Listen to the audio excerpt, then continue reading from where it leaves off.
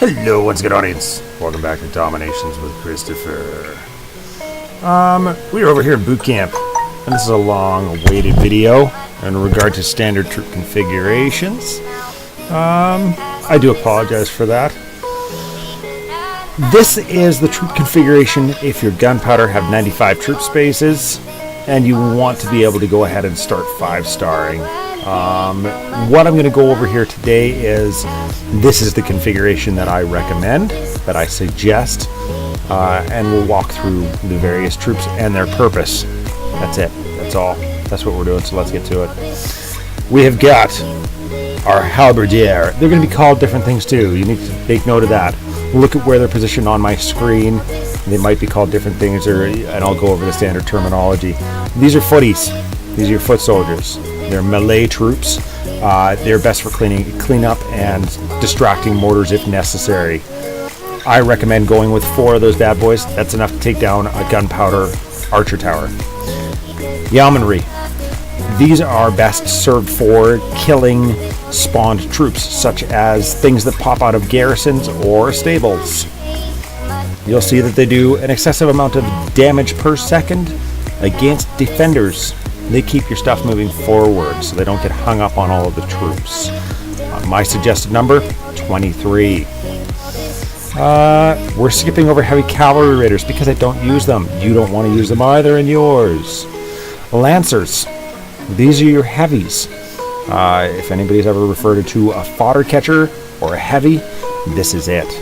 High hit point. They are good at taking fodder from typically mortars. That's what's going to be the most detrimental thing to your army. You want to have enough of these that they stay ahead and moving forward, but not so many that you can't actually keep up with them. So that's the balance. That's what you're looking to do. My suggestion, 3 is good.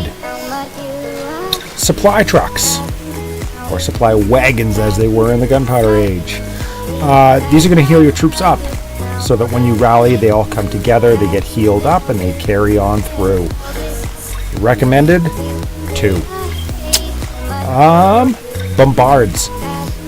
You do need to have a definitive number of bombards, because these are the guys that are actually going to do the majority of your damage against buildings. They ignore all of the people, and they just literally attack whatever is in front of them as far as buildings.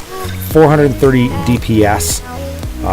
But you also have to protect them. They don't protect themselves, so that's the other reason that you've got to have a balance between your bombards and your shooters and your heavies. Your bombards and your carts are the most vulnerable portion of your army. If you fail to protect those with your other troops, chances are you're not going to get all the way through. As far as tactics, protect. I use protect all the way through. But as soon as I can get it, all the way up until my global account, I have always used a protect. I know that some people don't, but if you're talking about a standard troop configuration, this is it. Protect, 3 sabotage.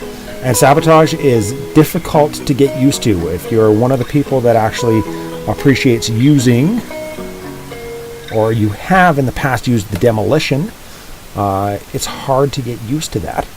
But get used to it. Use it, get your timing down, count those spaces from things.